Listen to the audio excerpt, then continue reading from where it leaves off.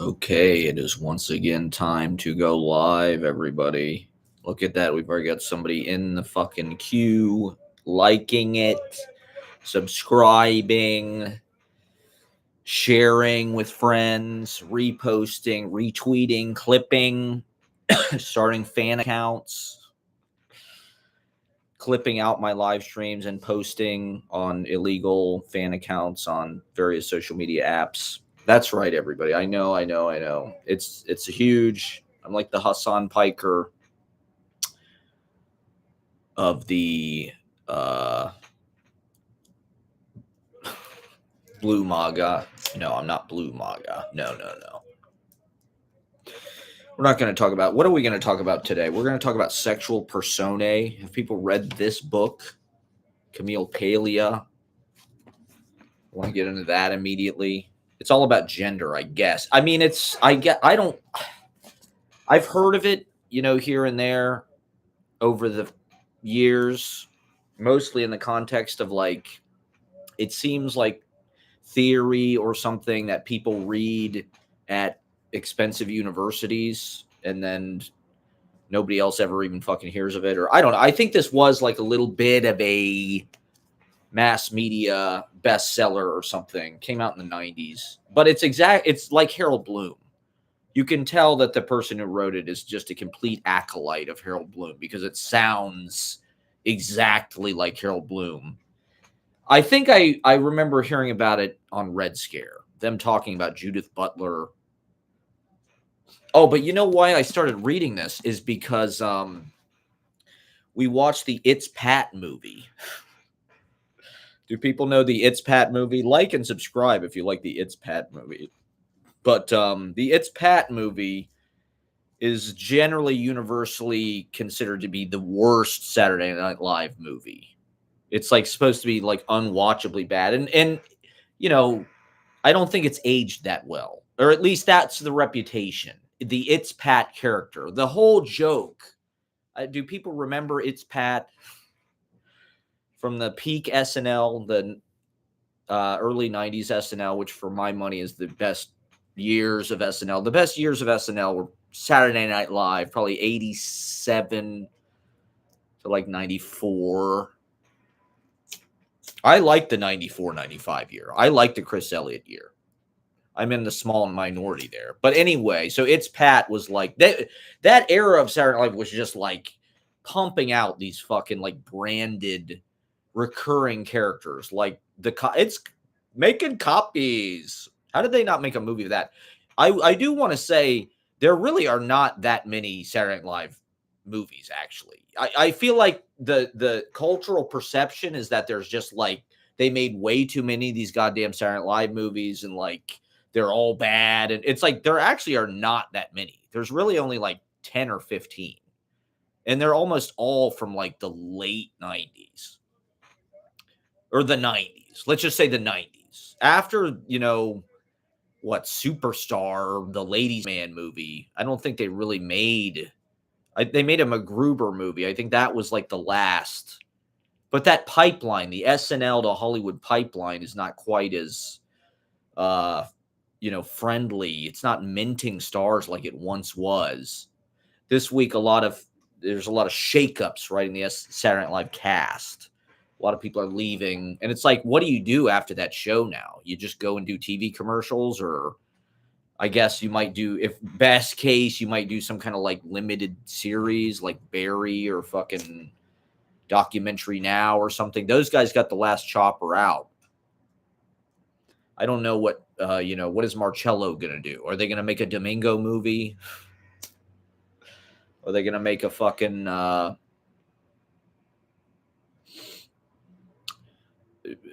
what's that Pete Davidson character, Chad? Are they going to make a Chad movie? But, in better times when America was thriving, peak America, the 90s, the Clinton 90s, the last gasp of American empire, one of them anyway, they were cranking out these fucking Saturday Night Live movies. Wayne's World, of course, probably the best. Blues Brothers was the first. But they really, they really didn't make another Saturday Night Live movie until like fucking Wayne's World. It wasn't like this formula factory thing where it was like, oh, we'll turn all these skits into blockbuster VHS. We'll make a Roxbury movie, even though the guy's never said anything. In any case, the It's Pat movie, it wasn't that bad. Maybe I think I've just lost all sense of good and bad. I don't really judge things that way. A lot of things that are critically acclaimed, I think are bad. And a lot of things that are I think the critics are usually wrong. If you go back and read like a lot of Roger Ebert's takes, he's wrong about most everything. Siskel and Ebert, it's like, how the fuck were these guys like these trusted? Because they're wrong about every goddamn thing. They hated Jim Carrey, right? When Ace Ventura came out, they fucking trashed it. They talked about how unfunny Jim Carrey was, how bad Jim Carrey sucked. I think he didn't like David Lynch. I think they panned Blue Velvet. They said it was too violent or something.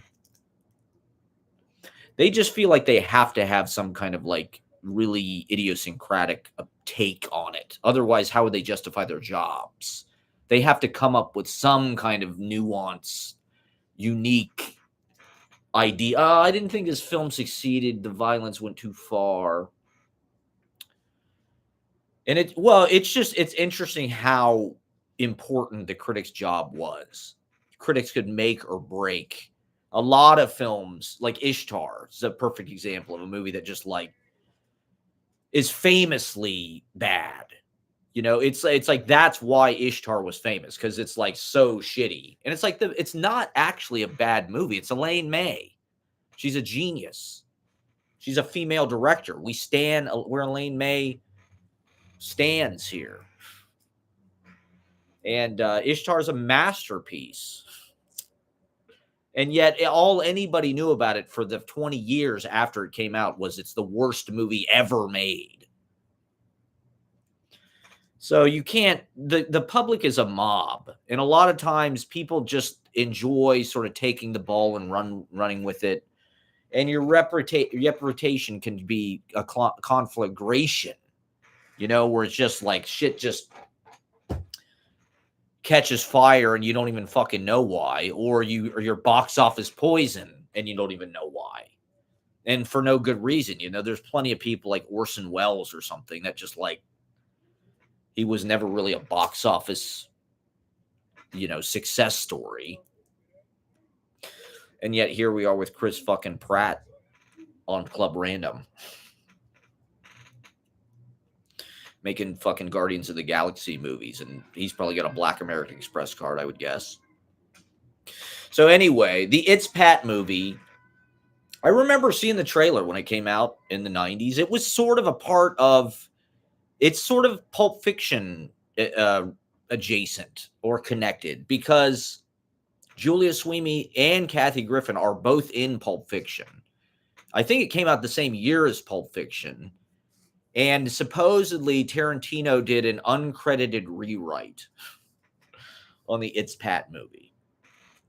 And so it captures a kind of funky, kind of early 90s LA vibe, similar to the vibe of Pulp Fiction or like Mr. Show.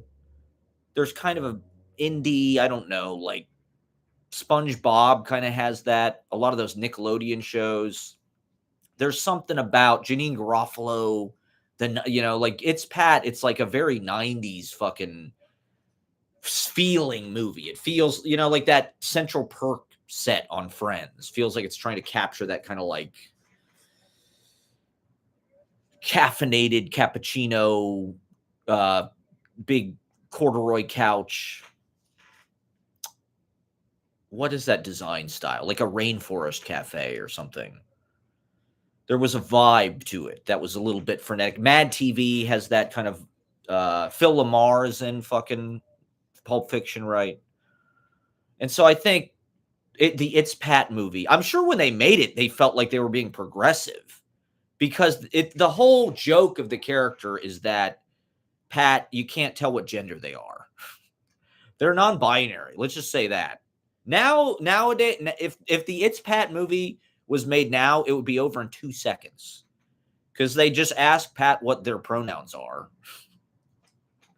Pat's pronouns are they, them. Okay, movie over, the end. It's Pat. Now I think some people, the most annoying kind of progressive people, look at the It's Pat movie as being like this hateful. I didn't really think it was like. I mean, the joke of the skit is pretty fucking one dimensional.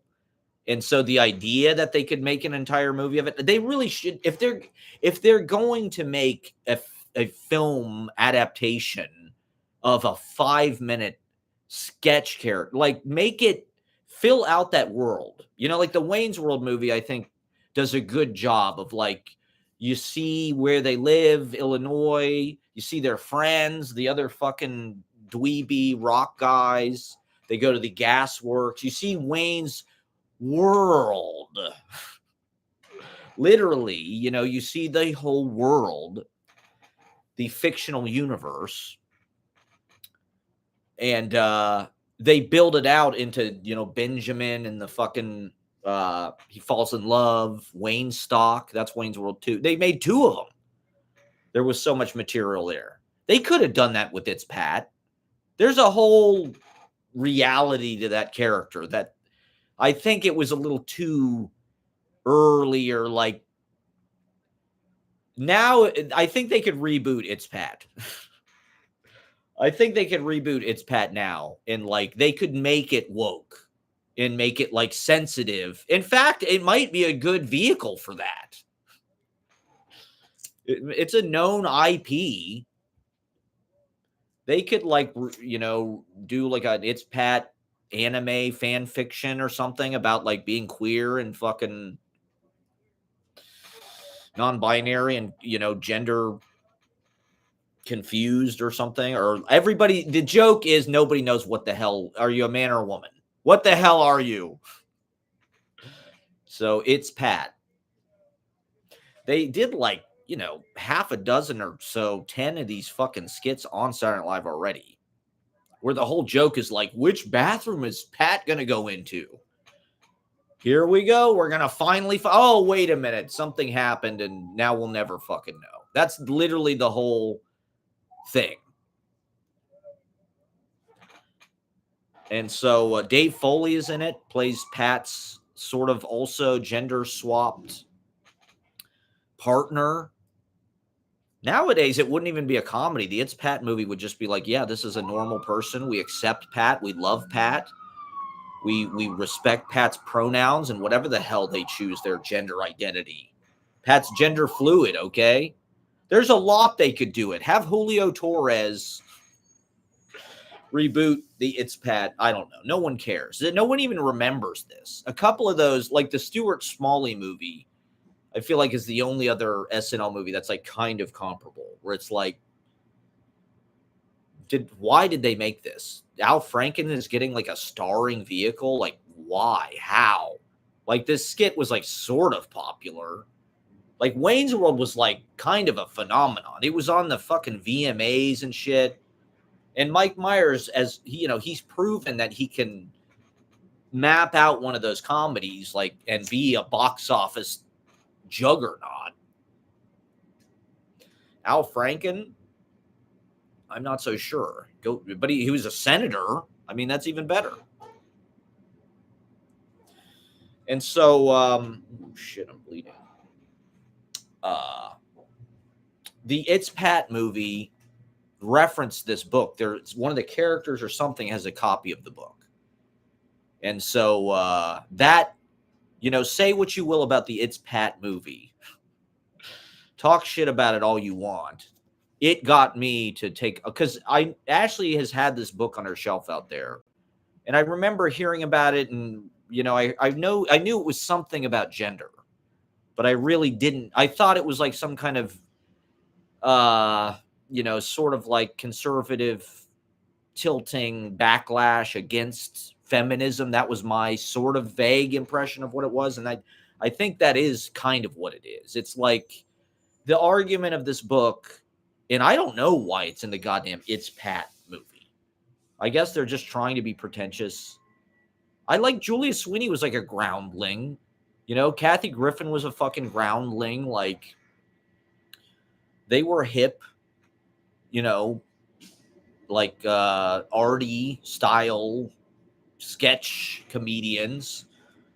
Uh and so I think they were thinking about, you know, gender issues and trying to explore that in the movie. Even though I don't really remember anything that happened. The only thing I remember is Charles Rocket. Charles Rocket is in it. For my real SNL freaks out there, Charles Rocket's one of my all-time favorite. He was only on for 1 year. He got fired for saying the F word. He was on in probably like the worst season, the 1980 season. I think they were trying to get a Chevy Chase. He's like tall, kind of a handsome dude. He's in Dumb and Dumber. I think he's in a few of the Farrelly Brothers movies. And he killed himself like 10 years ago or something. He cut his own throat, which is very sad. There's something like really intense about Charles Rocket. I don't know. For a comedian, he has like this really like, it's very 80s. His energy is like this intense, like adult. He just feels like very adult and like he's, I don't know, is he into drugs? Is he into, you know, he's probably doing some bad, dangerous shit. I don't know. There's something about Charles Rocket that's kind of like ominous or something. But I don't know. I'm also kind of like drawn to him or something. I've always had a weird fascination with Charles Rocket. I wrote a poem that included Charles Rocket that was part of my packet when I got into an MFA program. That was part of my MFA packet, was a poem that included a reference to Charles Rocket. I mean, what a name. Charles Rocket. He wasn't that famous, and he really wasn't funny very much that I could tell. He was, I don't know. I guess he was kind of like comic. But, you know, he was no Chevy Chase. Let's just say that. But who wants to be? But in any case, what the hell? There was something else about Charles Rocket that was very important. Oh, yeah. When I was a kid, they used to always show like those years of Saturday Night Live on Comedy Channel, the Eddie Murphy years. And they're pretty bleak. There's some pretty unfunny shit. And it just has a gnarly early 80s, like Reagan. It feels like very ghetto for some reason. I don't know. It's kind of scary. New York was scary and ghetto at that time. And that even comes through, I think. Just in like the sort of like it leaks into Saturday Night Live in the early 80s. The video quality, it's sort of after the fun, druggy 70s. It's dark. It's gray. It's like an alley. Saturday Night Live in the early 80s. And dominated by Joe Piscopo and Eddie Murphy. And Eddie Murphy, of course, is the best person they've ever had. And so it was worth it. That's what's so weird about those episodes. It's like most of the episode is fucking terrible. There's Tony Rosato and Tim Kazurinsky and Mary Gross and Robin Duke. And none of them are really funny or cool or anything. I kind of like Tim Kazurinsky, I guess. Brad Hall is super cringe. But yeah, and then Charles Rocket was on there for a hot minute.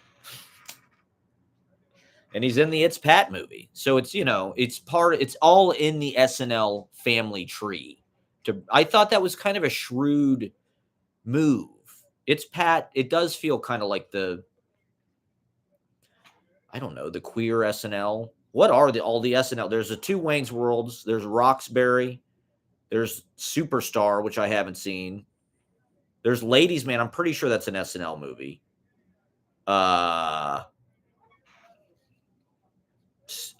Blues Brothers, MacGruber. There's tons that they could have made that probably would have been just as good. You know, like if I was an SNL cast member, I would just like, I don't know, just start making. It seems like that's what Adam Sandler did. You know, the Billy Madison thing was not necessarily a sure thing. It's just like he sort of took that upon himself to like make a vehicle, and he got fired. He's lucky that that movie was a success because he got fired right when it came out. And so he really didn't have a job. So he made his own job. A lot of these Saturday Night Live people now, it's like, I remember about 10 years ago, 15 years ago, when I was auditioning for commercials in New York in person, when they would do that, I had auditions with that Taran Killam guy. He was on Saturday Night Live at the time, and he was literally auditioning for the same fucking, Sprint commercial that I was. It's like, it's harder. I mean, it's harder for everybody, I guess. We're in the kind of free market of, social media. And so we've all got to kind of figure out our own way to sell ourselves to people and monetize somehow, get people to drench us in those cash-soaked TikTok lives, create some kind of money frenzy in the comment section where people can, in the super chat, you got to get that super chat working for you, that Patreon.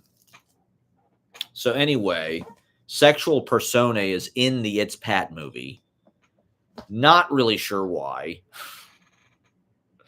I guess because, okay, the book, I haven't read that much of it. I've just kind of jumped over because it's really about poetry. That's the craziest thing about this book, is it really, the whole fucking book is about poetry. It's basically like a book of poetry criticism.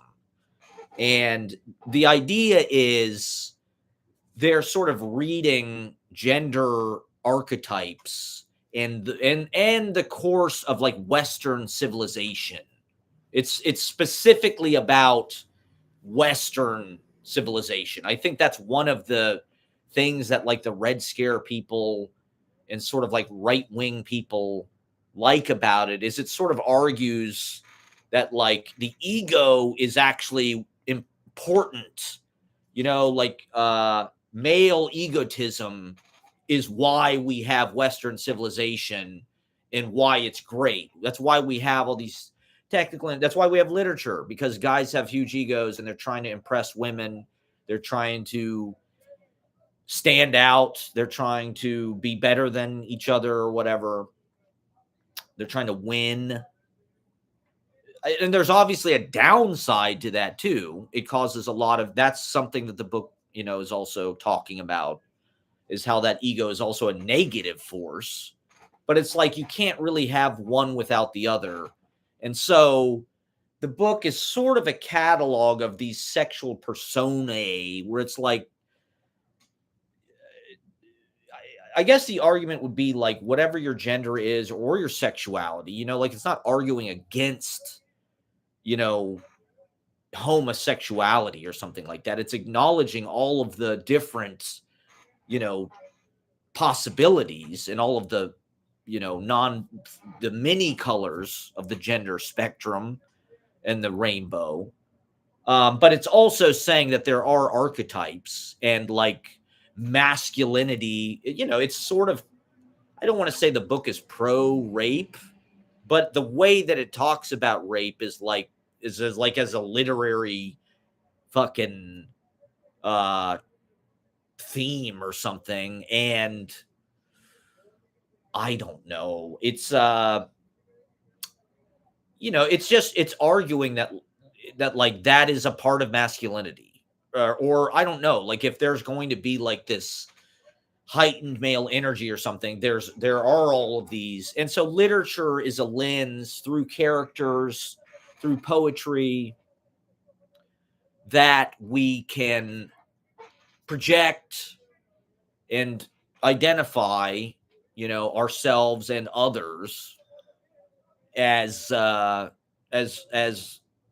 groupings of these qualities. It's also, the book is also it's sort of a map of the route that Western culture has taken, like philosophy, then the Enlightenment happened, then romanticism happened, and romanticism was sort of like a subversion of the, whatever the, and then during the Renaissance, the woman was actually very subverted, like Italian. If you look at Italian paintings in the Renaissance, there aren't as many, there's way more pictures of men, whereas like Shakespeare has all these women characters and, so it's like, it's tracking the course of Western civilization and the cultural developments and the attitudes and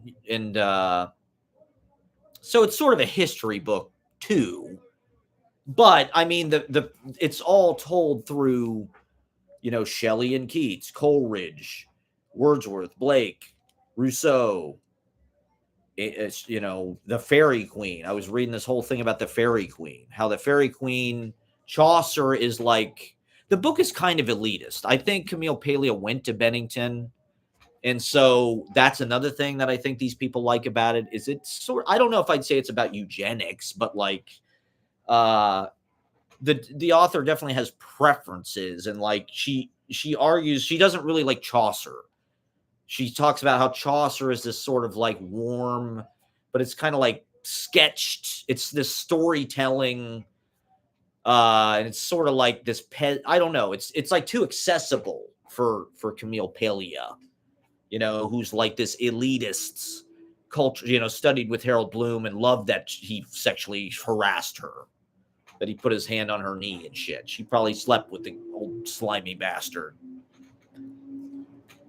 It's a lot like a fucking, because it's all about this, this person was it's all about influence. This person was a rewriting of this, and Coleridge, Poe and,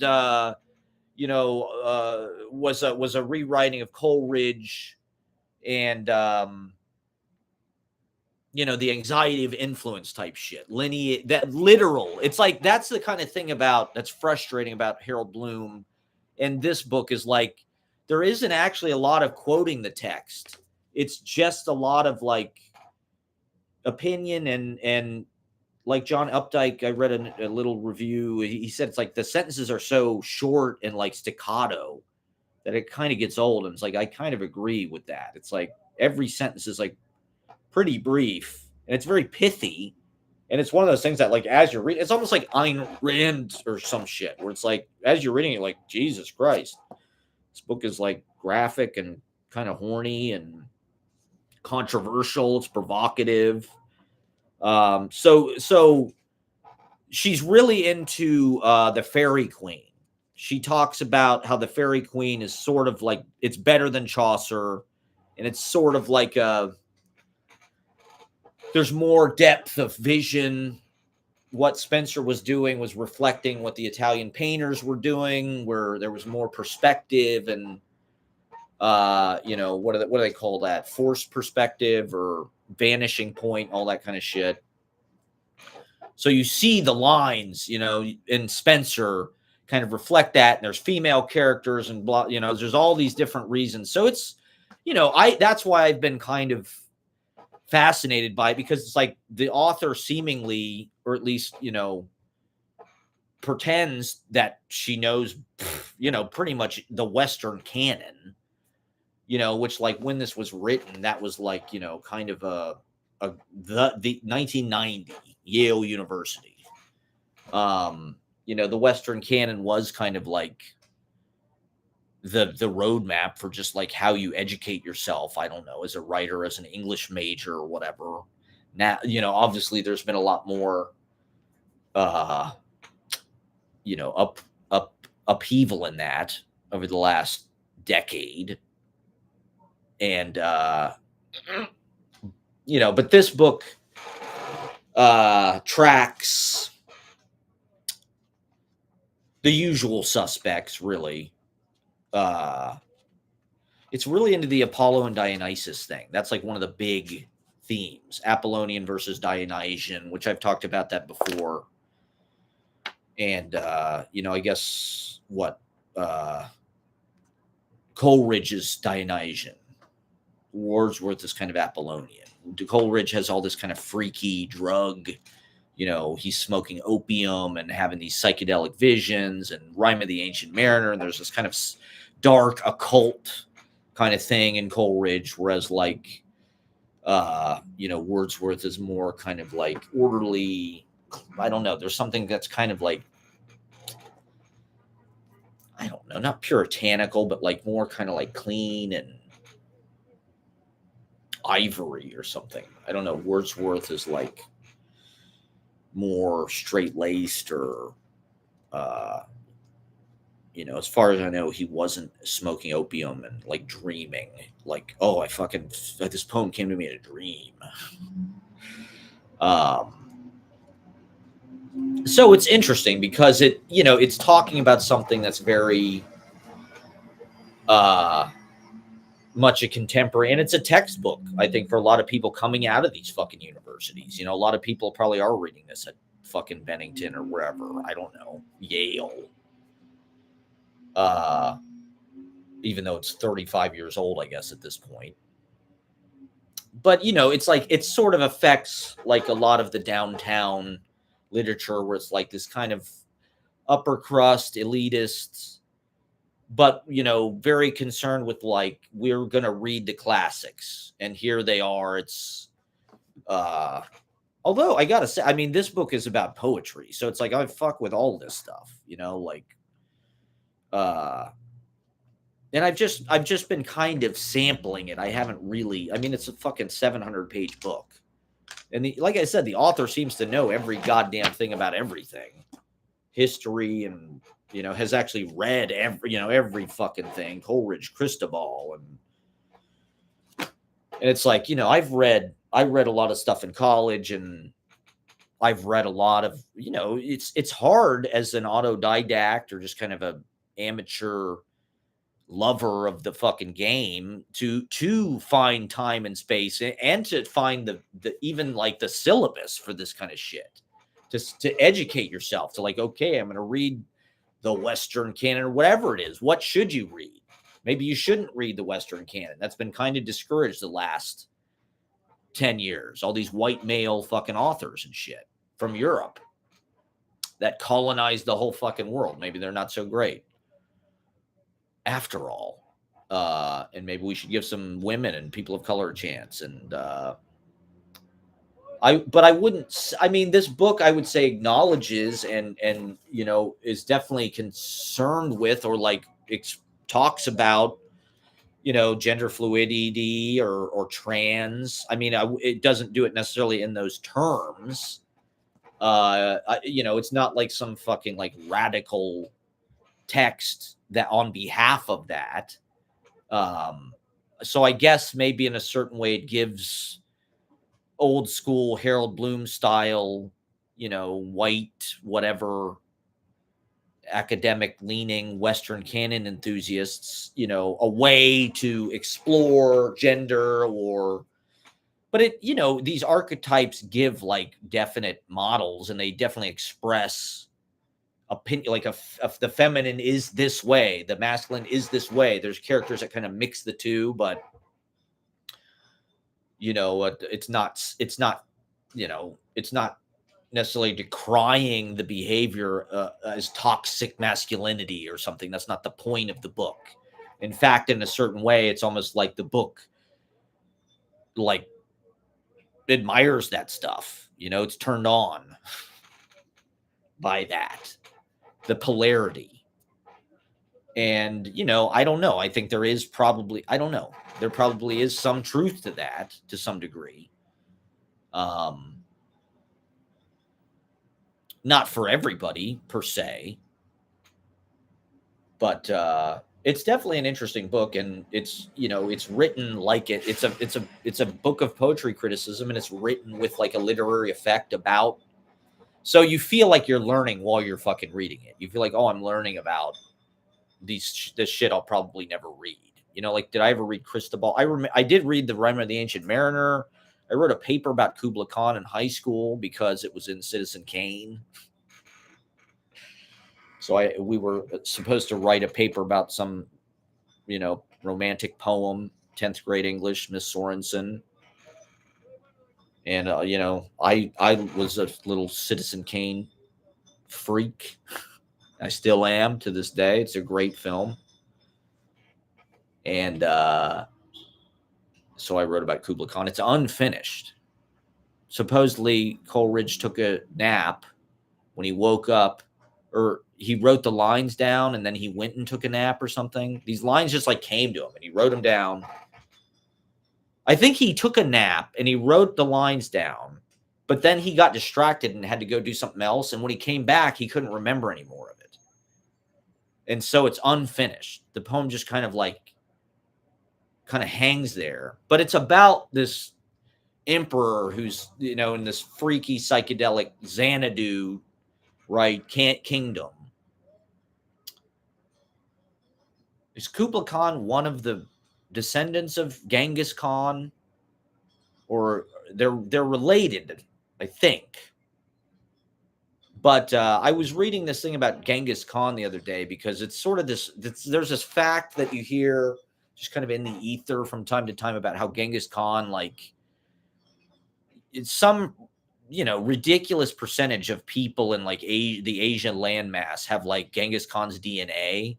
And so that what that leads you to believe is like Genghis Khan was just like fucking all of these people and making them pregnant. And that's not really what that is about totally. I mean, like, my understanding of it is he had a lot of descendants who had a lot of descendants. Because he had this giant kingdom all over fucking Asia and shit. His children and it lasted for a good amount of time, for like generations. So not only his children, but his children's children and blah blah blah, they all had concubines and shit, you know, and so they had a bunch of kids, and then their kids had a bunch of kids. So it wasn't just like Genghis Khan was going around fucking everybody. Okay, let's just get that straight. Okay, I know Elon Musk and people, there's this weird like imbalance in like pregnancy now, where it's like if you're poor you can't have children, but if you're rich you can have like as many as you fucking want. And that sounds like Genghis Khan to me. That sounds like Kublai Khan. That's not in the poem. That's not in Coleridge's poem, by the way. But Coleridge's poem is about this kingdom, like in Citizen Kane, right? They use the poem because they're newspaper writers in the 40s. They use this poem to frame Charles Foster Kane's, his palace is called Xanadu, right? Which is what the fucking palace in the poem is called. And Xanadu did Kublai Khan a stately pleasure dome decree, or something like that.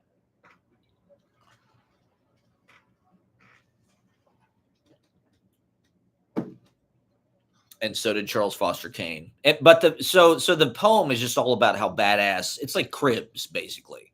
It's just all about how badass Kublai Khan's fucking endless. You know, like his kingdom is just like, his palace grounds are just like so fucking huge. You can't even like get there. And he's got all this shit. He's got waterfalls and caves and fucking, and that's sort of what San Simeon is like in Pacific Coast Highway.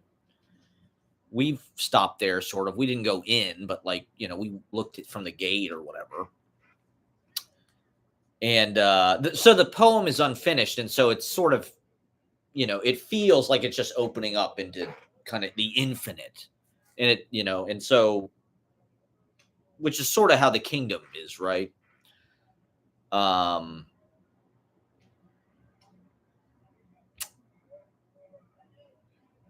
don't know. So yeah, there's tons of shit in here that, you know, I mean, even if you devote all your fucking time to reading Western literature, I mean, it's still, you can just barely make a dent. The Fairy Queen, I'd love to read The Fairy Queen. It's like 500 fucking pages long. I've never even read Chaucer, right? It's just there's too much. And so Camille Paglia seems like a lot of the new kind of literary order where it's like they sort of celebrate their elitism. I don't know if this book is like heavily, I think Camille Paley is a lesbian. So I don't think it's like heavily like anti woke or something. But I also think that it, acknowledges, you know, the differences between the sexes, which is not really everybody's, first thing that they want to talk about today. You can't really gender people. Sexual Personae is an enormous sensation of a book in all the better senses of sensation. There is no book comparable in scope, stance, design, or insight, says Harold Bloom. In all the better senses of sensation. Yeah, I'll bet you got all the better senses of sensation. And then, okay, here's Grail Marcus. Palea marshals a vast array of cultural materials with an authorial voice derived from 60s acid lead guitar close to poetry. Grail Marcus, author of Lipstick Traces. So I think they're trying to kind of like posit this. Like Lipstick Traces is all about like sort of like the history of like punk and the Situationists and sort of anti whatever counterculture or something.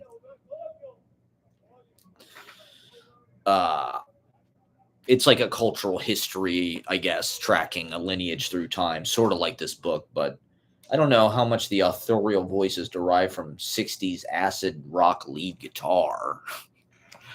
I wasn't necessarily getting that when I was reading this, but maybe next time I pick it up, I will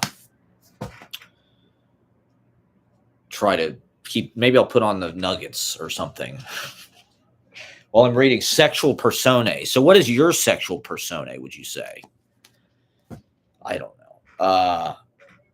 It'd be nice if there was like a middle ground or just like a consensus. It feels like certain of the literary people, like, I don't know, they get off on being provocative or like anti-woke or that, like there was that whole article in fucking Rolling Stone. And Rolling Stone has had some weird fucking takes recently. Rolling Stone has really been going after the Democrats, which I guess I get, but maybe that's what it means to be counterculture now, is just be anti fucking everything. But like Rolling Stone had this huge article. I talked about it on one of my streams about all of these alt lit writers in LA who are sort of like very anti woke. It's like their appeal is that they're like doing all these taboo things that you're not supposed to do, like as white guys talking about whatever consensual non-consent, or what is it? Consensual non-consent, or like, I won't name any names, but there's a reading series downtown. I was talking to somebody about it recently, and they were just talking about how like the whole fucking series is like, how far can you push it? Like, oh yeah, I'm gonna read this fucking story about how I sexually assaulted somebody or something. It's like, I guess that's edgy, but it's like it's edgy in totally the wrong way. Like there's always like an element of like Poet Maudat, I think, and like wanting to like be the bad boy or like flout the sacred cows. But I just think people are really mixed up now. I mean, that is the fuel of like Trump. Trump is the ultimate like taboo breaker. And so you're not really like edgy. You're just a part of the fascist mob when you're doing that. When you're like, oh, it's funny that I'm reading this story that's sort of like, fuck you. This is how I treat women, or what. I don't even, I don't really follow that stuff. I don't really admire it. I guess I get what they're trying to do. I guess in my own way, like that is part of what I have been doing the last few years. Like, I do think that there was a lot of resentment that built up during the sort of Trump 1 era and like pandemic, because everything was like super buttoned up and You can't say anything. You'll get canceled, blah, blah, blah. You're a racist. You're a sexist. You're a white male, cis, hetero, toxic piece of shit. And so, it did feel like, well, some of this is bullshit. And so, in my way, I've tried to, if people are embracing their sexuality, you're not supposed to kink shame people or whatever. Well, it's like, why can't I do that? Everybody's writing has gotten really sexual, I feel like. Everybody writes about their fucking relation, their hookups or whatever. We watched that movie Cat Person. It's based on the New Yorker short story, which was like super viral. I don't know if people know Cat Person, but if you're a literary nerd like me, I'm sure you know what it is, because it was literally like the most emailed New Yorker story like ever. And they adapted it into this fucking movie, which is terrible. It's one of the worst fucking movies I've ever seen. The first 2/3 of the movie are pretty faithful to the story. And the story, like, whether you like it or not, like, I would say that, like, it succeeds in a certain arena of, like, it's going to appeal to educated women, of a certain age, because they've all lived through this experience. I do think it's like a common part of hookup culture. Like, I think it's just something that, like, Gen Z or like this puritanical culture doesn't want to, like, acknowledge, is like hookup culture is messy, and there is like a lot of awkwardness, embarrassment, humiliation, rejection, and not necessarily like illegal sexual transgression, but like there's going to be awkward sexual shit that happens. That's a part of like learning how to have sex with people. Is like you have awkward experiences. I don't know. It's part of the fun. But like, okay, like we watched this Joe Swanberg movie, Nights and Weekends, which is the first movie Greta Gerwig gets a co-directing credit. Director of the Barbie movie and Lady Bird and all this shit. But this movie, I think, came out in 2007 or 8 or 9, somewhere in there, maybe 2009. And it's incredibly sexual. It's like fucking Blue is the Warmest Color. I'm sure those people saw this movie, because the movie starts out, they're both drunk, they come in, they fucking take their clothes off, and they get on the floor completely naked. That's the first thing you see in the fucking movie. The whole movie is full of nudity and drunken hooking up. And it reminds, I mean, my life was not like that at that time, because like there is a slow, process of maturation but like that's what it was like for like indie sleaze era millennials. Like that's why it was indie sleaze, because everybody was drinking fucking PBR and doing karaoke and like hooking up, right? Like we're one of the first generations that was really like born into that, into this kind of where it was almost like encouraged, just like this was before Tinder and Hinge, but like there was OK Cupid. I mean, this was even before that. This was like, 2005, 6, whatever. And so part of my read on it is like, I think as a generation, we went through this era from like roughly 2005 to like Trump, where like people were sort of, it started to kind of cool down a little bit before Trump, but like once Trump happened and Me Too happened, there became like this sort of like societal Lysistrata that was sort of like a backlash, I feel like, and sort of like trying to account for all of the trauma or whatever, the like the embarrassing experiences that people have, when they, or like, okay, in Cat Person, right? The story ends, she's texting with this guy, and I think he's like stalking her, sort of. He like becomes obsessed with her, and he like shows up. And so part of the story is like maybe he was stalking her the whole time, and he's like this creep. But the story ends with like he sees her in a bar with her friends, like coincidentally, only not coincidentally, he like followed her there or something. And he texts her later that night, like, and he gets really like aggressive and he calls her a whore or something. Or I think he calls her a bitch. And that's like the end of the story, is he calls her a bitch. Which, like, I'm sure every woman has had this fucking experience on Tinder where it's like, oh, I didn't text this guy back, so he called me a fucking bitch. Like, and so, as a woman, you're seeing that, you're going, oh my God, is this guy going to kill me? Is this guy going to, I think the movie starts with that. It starts with that Margaret Atwood quote about like, men are afraid of women laughing at them. Women are afraid of men killing them. It's like, I sort of get that, but I also think that's not fair. Like, women are watching too much fucking true crime shit, and they think everybody is like a serial killer.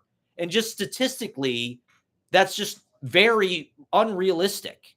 Like, you are not, the percentage of people that get killed by serial killers in our society is so fucking low. Like, there's plenty of, obscure things that you're more likely to die of than getting killed by a fucking serial killer. And so it's like, that's not really fair. The other part of the story, I think, is like they have an awkward hookup where like he sort of pressures her to have sex and she doesn't really want to do it, but she does it anyway. And it's like, it's not that good. And like, that's another thing where it's like she's almost implying that like the guy like raped her or something, which, or like at the very least like coerced her in a way that was like not appropriate. And it's like, I just don't think that that is fair either, because like this is a common thing I've noticed with women, because there is like slut shaming. And so a lot of times they feel like they have to like disown their sexual experience and be like, well, I didn't really want to do that. And like, I didn't really like that guy. I only did it because like X, Y, or Z. And like, he was kind of stupid. And it's like,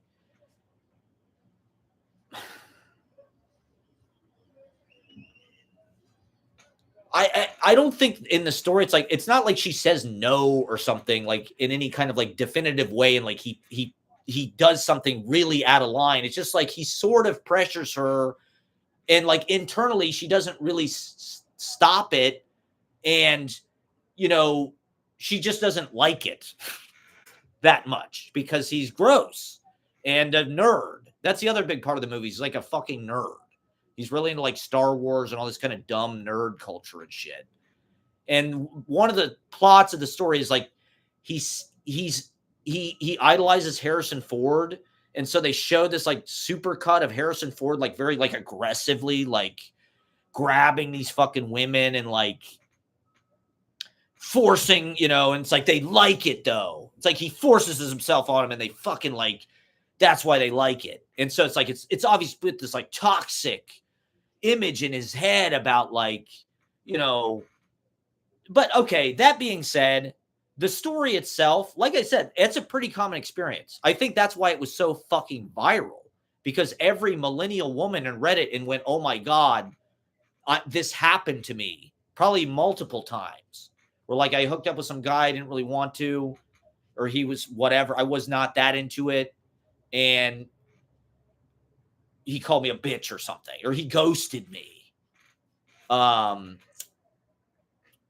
that's a fucking crime. Sometimes it's better. Sometimes you just need to ghost people. Okay. I'm sorry. It's not, it's not everything is like therapy. Not everything is like everybody's in fucking therapy and it's like, oh, you have to put your boundaries. And if blah, blah, blah. It's like, no, this is not how the fucking world works. Like there are sexual personae where like what I've seen is like a woman usually respects you more if you try to get physical with them than if you don't get physical at all. If you never make a move on them, their attraction will just go away eventually. They'll just be like, I don't know. I guess this guy just doesn't like me. Whereas like if you try to kiss somebody and they say no, they'll say no. And that's completely fine. but like they will respect you for being a fucking man and taking initiative. One of the things that turns women on the most is taking initiative and making the fucking plans and saying, hey, we're going here. I'm going to pick you up at this time. I'm sending a car. This is the fucking plan. This is what I want. I'm being clear about it. I want to kiss you. Okay, you're not into it yet. I respect that. But it's part of the game and it's part of the give and take of our sexual chemistry, that things like there is a back and forth. And so there are, I don't know if there are gray areas, but like it's not as cut and dry as you know, the modern kind of like education wants it to be. You know, it's like you can't, there has to be style to these things, you know? That was the guy in fucking Cat Person's problem, is he has no style. Well, what the story is really about is he's a creep. He has all of the qualities of a creep. It's called Cat Person because he lies about having cats. He says something about how he has a cat or he's a cat person and he loves his cats. And then when she goes to his house to hook up with them, she sees that he doesn't have cats. And so she starts to realize that everything he said was a lie. He's been stalking her. He's, you know, he goes to her workplace, not be, you know, they meet in like this meet cute where like she's the cashier at a movie theater and he's just going to see whatever stupid fucking Marvel movie is out or whatever nerd piece of shit is out. And he just like starts a conversation. Oh, he orders red vines. Oh my God, that's so cute. And so it's all fake. And so I think, you know, this is like the number one thing that women are like on the, you know, they don't want you to know anything about them that like you don't learn firsthand. Like if you indicate that like, you know, like where they live or something, they're automatically going to think you're a serial killer and that you're trying to kill them. And I'm not, you know, you could have found that out any number of different ways through one of their friends. They might have, you know, and it's like, anything like that. You know, it's like if you have any information about them, whereas like the internet is a big stalking machine. I'm sure that they do all their research beforehand. But in any case, I understand like the fear of all of this stuff. And I understand why the story tapped into this fear in women and this sort of archetype of a sexual personae of the cat person, this sort of like man child, right? That's every woman's favorite kind of disparaging. Lana. I was listening to Lana last week. Oh my God, I'm so into Lana now. 6'2" man child. Father John Misty, you're such a 6'2" man child. You're 6'2", but you act like a little boy. I don't get it. I thought you were this big, strong man. So anyway, the Cat Person movie goes off the fucking rails in the third act. It becomes like a horror movie. And that's when it just gets nuts because like, I don't even remember what happened. It's so ludicrous. Like it ends up that she's the stalker because she does all this shit to find out if he's stalking her by like going to his house. And so it's kind of fucked up because it really like undermines the point of the story. The point of the story, at least what I remember, is that the guy's a creep and she's young. That's the other thing. She's only 20 and he's 32 or something. So it's also an age gap thing where it's like, oh, he's preying on the innocent little, you know, and it's like, so it's every, you know, it's every like man hating kind of like cliche rolled into one. He's a man child. He's bad at sex. Even though he's 6'4". The guy in the movie is like ridiculously tall. It's the dude from Secession, the Greg or whatever. He's like, you know, gawkingly tall because they're trying to make it like, okay, that's how she was attracted to this guy. He's like the super tall, fucking kind of chill. But actually, wait, he's obsessed with her, which I think, this is something that needs to be acknowledged. It's like men are almost more romantic than women. Like that obsession is just love. That's what they used to call it. Now it's like indication that you're a serial killer or something. It's like, oh, he's obsessed with her. He stalked her online. He's a fucking serial killer, creep. It's like, you know, I'm not saying it's good that he's obsessed with her, but like, the romantic poets were obsessed with was fucking Edgar Allan Poe was obsessed with Annabelle Lee. They said that the court poets of the Middle Ages would write poems to their wives, whereas the troubadour minstrels would write love poetry to their mistresses. So it's been real fucked up for a long time. But yeah, so in any case, the movie goes off the fucking rails in the third act and becomes this psychotic. She like sets his house on fire and they end up the whole I don't even fucking remember. It's so absurd and it becomes like a horror movie almost, like in a way that like I'm sure the original author probably made bank, hopefully. I'm sure she did just in general because that story was so fucking viral. I don't think it's like good literature. Let me just say that. I don't think it's like some masterpiece of literature. I think it is like clickbait, basically. That's why it got emailed a million fucking times because all these, just because I do want to say this, just because you're reading, that doesn't necessarily mean you're like doing something healthy. Like a lot of this shit is just junk. If you're reading a lot of this fucking shit, if you're reading Donna Tartt or what is it? Not Donna Tartt, Colleen Hoover or any of this romanticy shit, if you're just like inhaling fucking romance novels all day, like that's not like better than watching fucking movies or something. Like, there is all this like pretension around literacy right now. And like a lot of the stuff that people do read is fucking garbage. Like, that's why we read and write poetry because it's the most sophisticated, pure, truthful, enrich. Poetry is like a kale. That's why nobody reads it because it's not. It's like the health food, of the Barnes and Noble. And even amongst that, there's a lot of junk food, like Rupi Kaur or something. Good for them for reading that shit, but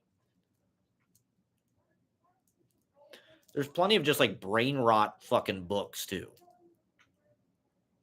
that are not really any better than watching goddamn TikTok. I probably learned more on fucking TikTok than like sitting around reading fucking, Nicholas Sparks or whatever. Ken Follett, who are, like airport authors, these authors that just like crank out these Janet Ivanovich. Like if you're reading fucking Tom Clancy, is that really better than like watching a goddamn Fellini movie? Or I don't think so. So the way I look at it is like you look at these mumblecore films, they're all indie sleaze area, millennial 2000s. They're all about drinking and hooking up, basically, and being slutty. There's nothing wrong with that. I think Gen Z, how are they going to figure that out? I think part of what made those movies possible is like, in 2004 or whatever, Joe Swanberg could move to Chicago and get a fucking studio apartment for probably $500 a month in a major city. Like you can't really have hookup culture at like your fucking parents' house. If Gen Z, if you're living with mom and dad or whatever, like you need a room of your own. You need a place to yourself to mature. And I think that's one reason why the generation's growth is so stunted, because it is literally impossible to afford a place. Like organically. It's like either your parents are paying for it, in which case, you're probably going to have a whole other trouble trying to figure out how to work your way into the world. Or like you're working a job and you're still not making enough money to afford an apartment. So it's like, how are you going to make your sloppy mumblecore, soft core porn, basically? Is that why it's called mumblecore? Because it's soft core porn? It basically is. I mean, this movie, I thought it was kind of, Richard Brody loves these goddamn movies. Richard Brody thinks mumblecore was like the shit. He thought it was, and to be honest, maybe it was. A lot of those movies, the dialogue is kind of unmemorable, and I think they could be a little better. I'd like to take like a mumblecore approach. To me, my vlogs were my mumblecore. But like, they're just filming themselves practically having sex in these movies. It's nuts. We watch this other movie, Arts and Art History. They're naked the whole movie. The movie is about two people in bed naked, and then the people like filming them with the lights and shit. The whole fucking movie, they're naked. That was like 2011. And then when Me Too happened, there was this sort of castration or attempted castration of the society. We're going to have to sew society's penis back on, like John Wayne Bobbitt. I do feel like in 2016, we got John Wayne Bobbitt. Lorena Bobbitt just hatcheted the fuck out of America, and they cut America's penis off. America underwent a government-sponsored trans surgery, gender reassignment surgery, which is fine. America should be trans, God damn it. America is trans, definitely. I think America is a super trans place, and I think that's good. I think trans is great. I am in no way, shape, or form. I just think the way that people leveraged certain identity angles into like a cultural position was a little bit, some of them just didn't deserve it. Let's just say that. And it just, it's like Cornette was talking about hot shotting. The Attitude Era was hot shotting. And the problem with the hot shotting, they said when your territory loses interest, you have to do some crazy shit to get people to watch again. You got to do some bleeding and all the Attitude Era stuff, drive a beer truck into the fucking ring and hit people with chairs and blah, blah, blah, hell in a cell. But if you do it too much, you lose your audience. And so Cornette's point was the Attitude Era was, 5 to 7 years of hot shotting, but then it was 15 years of nobody paid any fucking attention because they blew their whole load. And I think woke politics was kind of the same thing. It was kind of hot shotting. It's like it was, and it kind of had to be, I guess that was part of the point of it. It was sort of like the first shot in the eye to like white people, and suddenly white people were like a cultural category that was like free, acknowledged and attacked, and it was sort of like a taste of their own medicine. So I think that was necessary, but it's also like there is a huge cultural backlash to it now in a really freaky way. Like this Sydney Sweeney fucking ad and Manhattan, the whole alt-lit thing. And, now there's fucking country bars everywhere. And like, I love country music as much as anybody. Truthfully, I do. But like, it was never really meant to like be some kind of like right-wing signifier for me. To me, I guess it was a subtle way of like being like, you know what, this is